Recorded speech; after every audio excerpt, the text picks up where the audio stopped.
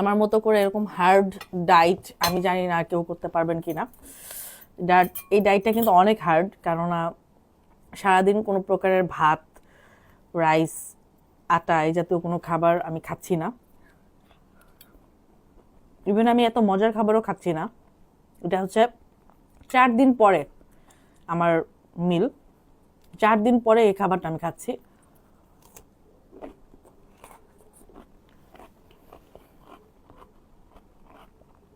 এই 4 দিন আমি কোনো প্রকারের ভাত খাই নাই, মাছ মাংস খাই নাই।